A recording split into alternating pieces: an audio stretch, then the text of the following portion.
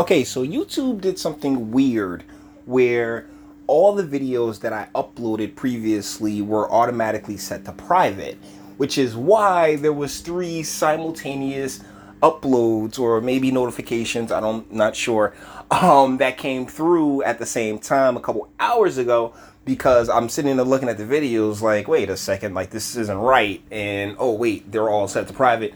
Had to let them through. And one of the things that I make sure that I do on this channel is space out the uploads because I don't want to destroy anybody's time newsfeed, right? So apologies for that. I know it's just three videos, but it's a pet peeve of mine when people OD on uploads and it's like they got 15, 20, 30 videos in one shot and it's like, dude, what are you doing? So that's one of the reasons why I try to space out the uploads. Yeah, so that being said, let's get to this. One of the people that I really, really have a tremendous amount of respect for is Ariana Huffington. She used to be on Bill Maher, not Seer, and I gotta say, despite her age, she's a 35%. Alright, it's the accent. The accent. I mean, she's not unattractive in the first place, but she's on the older side. The accent is what would really take her over. You know, she like that.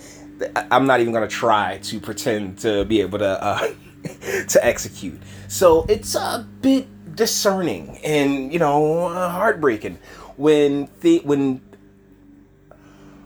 her publications and her outlets produce fluff nonsense, and this is what we got coming to us from the HuffPo. They've been rebranding, and they have all their separate little entities, and this one particularly is coming from out of the UK. Makes me thank God for the Tea Party, and no, not President Obama's nemesis. This is written by Victoria Richards, and How to Teach Young Boys to Be Feminist. Oh my goodness, this is the craziest thing because let's get into this article, all right? My son has just turned 3. Okay, and there we go. First and foremost, Ms. Victoria Richards here seems to have a very young son as opposed to a son that is like, he's 27 and he has a family and they go and they go to Africa to build water tribes and shit like that. No, she ain't packing that type of heat. She's saying here just guessing at this point, I guess, right? She's guessing because she's like, oh, her son is 3. It's not like this is tried and tested. She's about to sit here and just basically speak nonsense.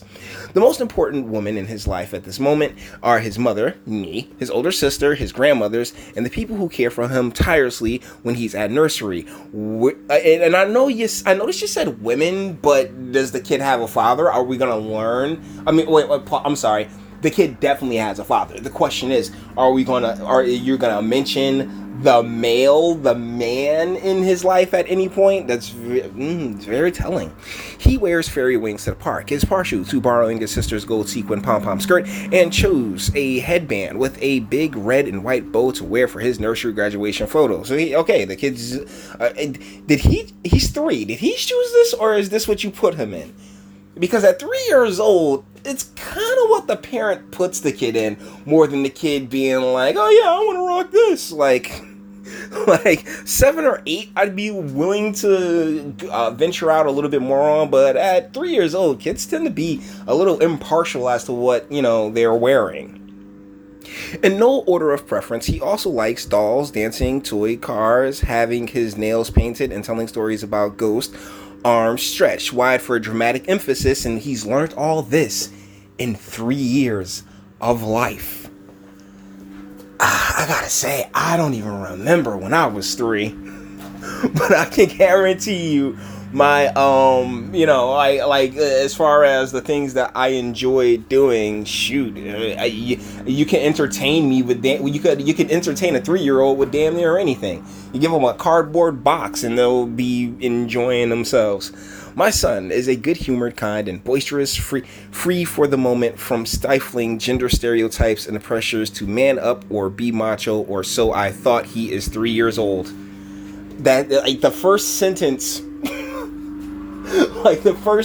right? Just really, you kind of got to wrap it back around to that, because she's just like gender stereotypes and all these. He's 3. Oh well, these children at 3 years old, when they can't do a damn thing for themselves, by all means, yes, they are going to they are under all these different societal pressures at 3.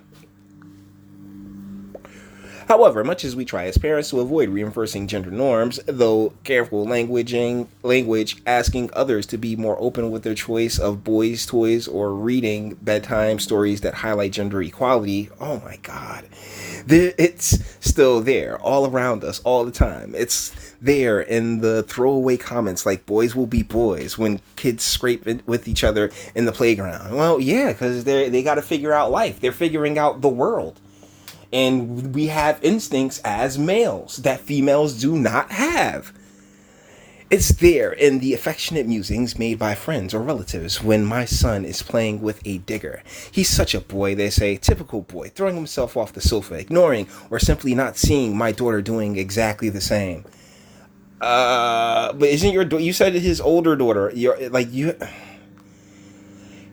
be an engineer when he grows up, they boast. He's 3! When he's experimenting with a toy screwdriver or pretend drill, don't be such a wuss. They chide him gently when he cries because he's fallen over. Yeah, because no, we're not supposed to do that. As guys, you're not supposed to break down and start crying. You're supposed to figure it the fuck out and keep it pushing. Because that's what masculinity is not sitting there and going boo-hoo. It's, hey, you got to keep your head about you. You have to keep your wits about yourself to exceed. And to continue and to overcome that thing that wants to make you cry, as opposed to just breaking down because, yeah, that's helpful. Like, seriously. I can't help but notice the differences in the way he's treated compared to my daughter. Yeah, because they're not the same damn thing. Who, at the same age, would have been scooped up and cuddled with kisses applied liberally to a scraped elbow or a bruised knee. Yeah, because, you have to comfort women. Women need to be comforted because that's nature. That's the femininity. That's the nature, right? Nature, nurture. No, it's part of the nurture and the nature, because that's the instincts. That's the biology. It's even there in widely popular TV programs aimed at toddlers such as Peppa Pig, and that's why it's so dangerous, because we see, hear, and read these things without realizing it, even when research shows us that exposure to gender stereotypes in youth causes harm in their later life. What do you mean exposure to gender stereotypes? Oh my goodness. It's like, where's the father? Where's this kid's father, man? Where's this kid's dad? Teaching our sons as early as possible to be good men is crucial. But what does it mean? And when should we start? That was the question I asked on BBC Radio 4's Woman Hour. Of course, alongside clinical psychologist Emma Clinton and Jordan James, a volunteer from the Good Lad Initiative. I'm not sure about Jordan, but you got a bunch of chicks sitting there talking about men and masculinity. How do you think that conversation is going to go?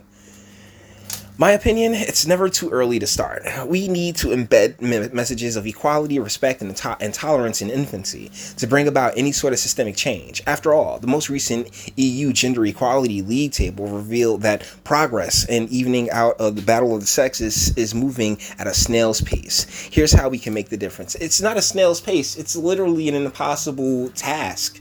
Let's be real. Let's be very, very honest.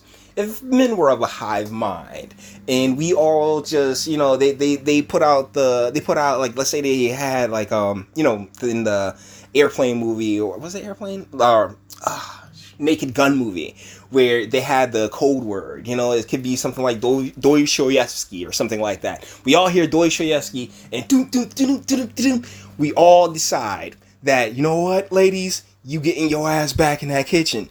Honestly, there'd be nothing you could do. Not a damn thing. All right, just pick her up by the hair. drag her on in the kitchen. Your brother will help you if you need a hand. If you dating one of those big, if you a skinny dude with a BBW that got a little hands, we'll send a couple of cars to come help you out. There would literally be nothing you could do. But, we as men, we have evolved. We are good people. We want to see you succeed. Like I said, you know what? There is a patriarchy, right? But the patriarchy loves its daughters and wants its daughters to do well, to a point where now the daughters are completely out of line and are raising young men without fathers, which is, like a big, you're sitting there talking about gender roles and everything else like that. That's the greatest. It's not about a gender role. It's about the life and guidance in life and guidance through life, because that's what the job of the parent is to guide the child, as opposed to, whatever, you're 3 years old, you got this figured out, buddy. Like, what the hell is wrong with you? Teach boy what feminism means. It means we want special treatment and we want to be superior to you. Kiss the tip of my stiletto.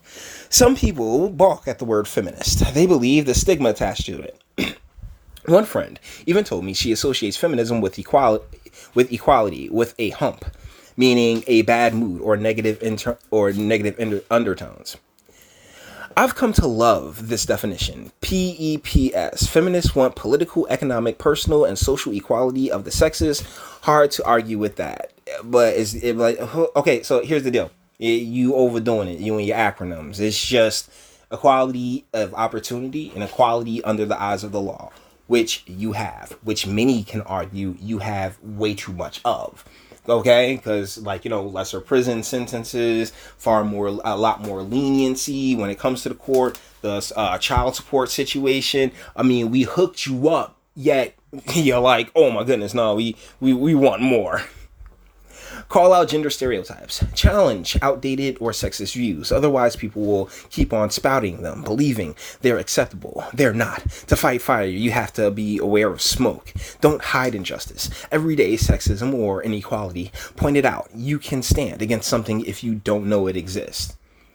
The more your son or other young boys hear you do it, the more they're likely to speak up for themselves and for other women. But they aren't women. They aren't other women. They are like, why a female in the world thinks she should get the mother pass or she should get the sister pass? Like, darling, you're not my mother or sister. You're a human being out here. And actually, you're a female. So do me a favor.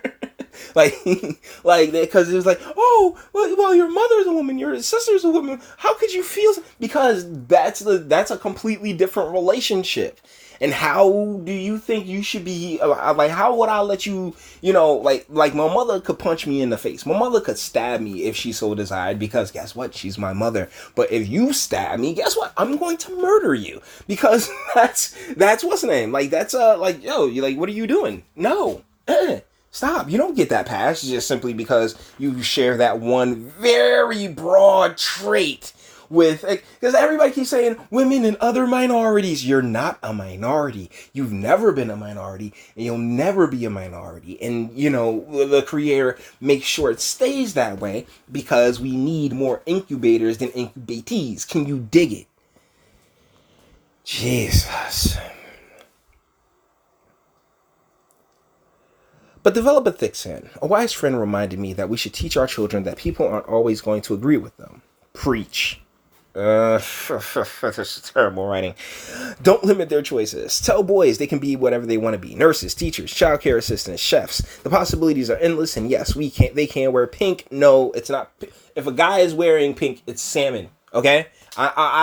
I've given up on that argument a long time ago because I don't think pink is a color. I don't think any dude looks good in pink, myself included. And there's a picture of me as a child wearing pink, of a color that you'll never catch me in now. Everybody want to try to be Cameron.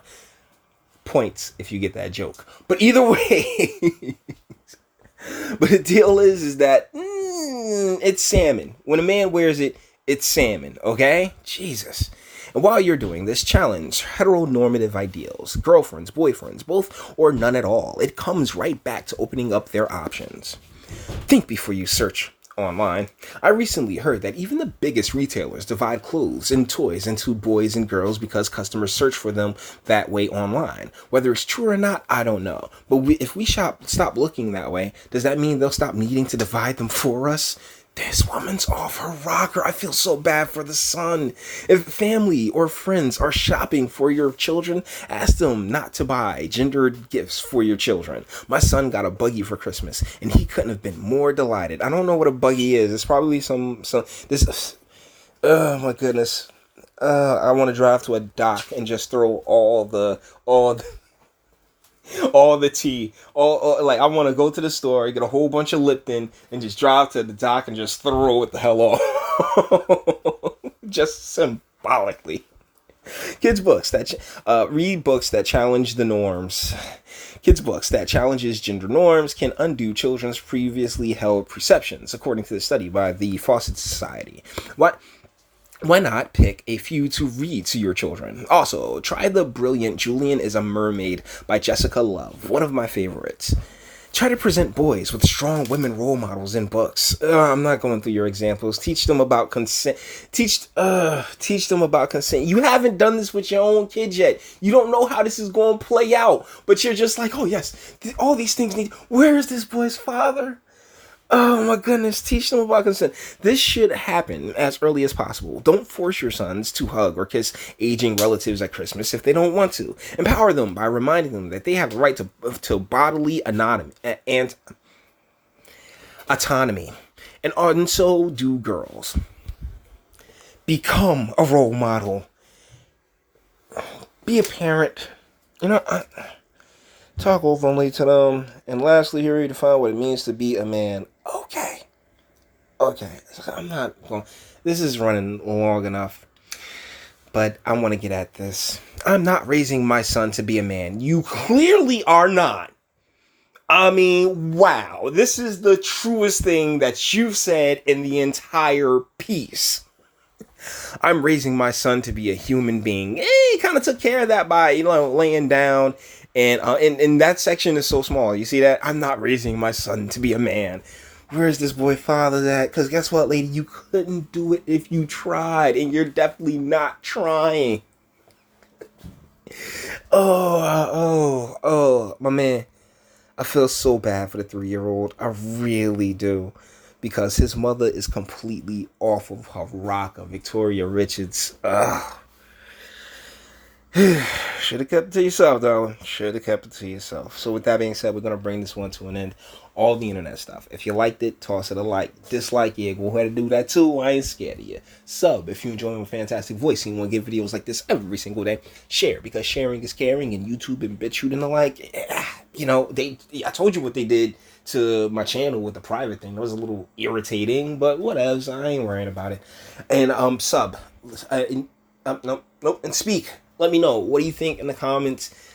Should young boys have so much to learn and so much to get into? Should feminism be a part of that learning process? I'd love to know what you think in the comments. And until the next one.